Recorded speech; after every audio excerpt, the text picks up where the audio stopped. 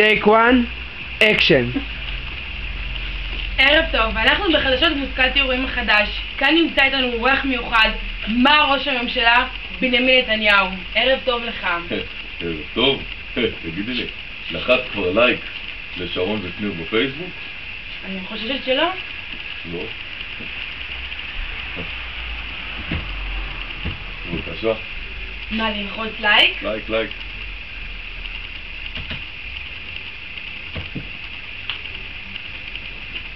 כן, אדוני ראש הממשלה, לשם מה התכנסנו כאן הערב ומה אתה רוצה לבשר לאומה כולה? נכון, רגע.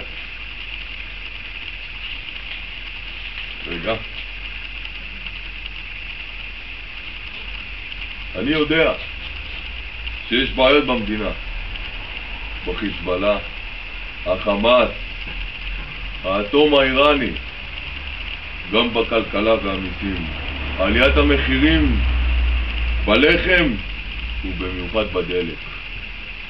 אני לא רואה פתרון בזמן הקרוב. המהומות במצרים ובארצות ערב ויערות הכרמל, ששם בוזבז בביזיון מיליוני שקלים שירדו לתימון. הבלבול הגדול במדינה, מי יודח הפעם מהאח הגדול? מי? כל זה לא מעניין אותי כרגע. יש רק דבר אחד שמעסיק אותי בימים האלה, הוא בראש מעייניי, והוא החתונה של שניר ושרון, של שניר ושרון באולמי מוזכת אירועים החדש.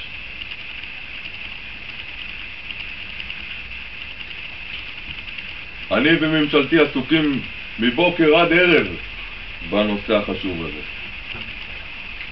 אתמול פניתי לשר הביטחון אהוד ברק שיפנה את כל זמנו לשם הדבר. גם דיברתי עם שר החוץ ליברמן שימקד את כל עיסוקו אך ורק בחתונה. ועם שטייניץ, שר האוצר, שוחחתי אתמול שאת כל התקציב ייתן לרגל החתונה. גם עם הרמטכ"ל דיברתי ארוכות. ביקשתי ממנו שישחרר את כל חיילי צה"ל לתאריך המיועד. סלח לי ראש הממשלה, אבל מה שזכור לי שהרמטכ"ל עוד לא הוכרז. באמת? עזבי אותך שטויות, זה משני. מה שחשוב לי כרגע ולממשלתי כולה זה החתונה של שרון ושניר במוזכת אירועים החדש המפואר.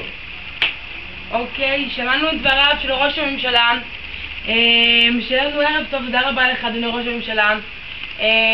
רגע, בואי נעבור להמנון. אוקיי.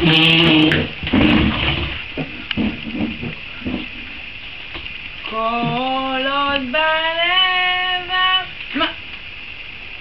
שהחלטנו אנו מתחתנים, חשבנו כמה יש עוד לעשות, כמה דברים מאיפה מתחילים, וכמה הוצאות יש לחסות.